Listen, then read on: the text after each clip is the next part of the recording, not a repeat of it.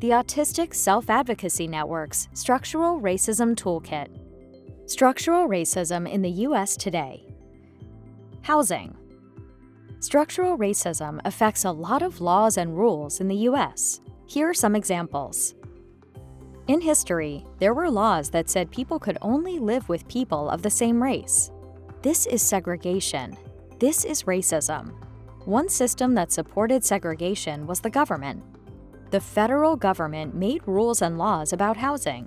Federal means the laws made by the U.S. government for the whole country. The federal government made programs to make it easier to afford new houses. The government made these programs from the 1930s until the 1960s. People could get help from banks to buy a home. The government also told banks to follow rules about who to help. White people could get help from banks. People of color could not get help from banks. The federal government and banks told neighborhoods to make certain rules. These rules said that nobody could sell a house to people of color.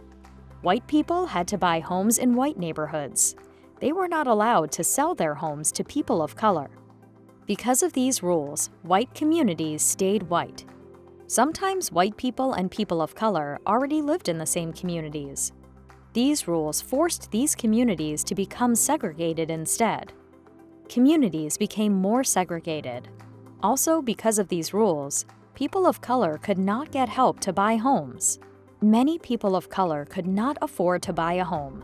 The homes that they could buy were not as good. People of color could only live in certain communities. And this meant that communities where people of color live had much less money. Eventually, the government changed the law. But even after the government changed the law, the damage was done. Communities of color had fewer homes. They had less money. Having less money made it harder for people to move. The federal government stopped making banks use these rules. But a lot of banks and communities kept using the old rules anyway. Even when new laws and rules were made to stop segregation, the government didn't make sure banks and communities followed the new rules. Communities are segregated because of structural racism. Some people think communities became segregated by accident. Some people think segregation was because of individual choices, not racism. Some people blamed people of color for why their communities had less money. These people are wrong. The reason was structural racism. Autistic Self-Advocacy Network. For more information, visit our website, autisticadvocacy.org.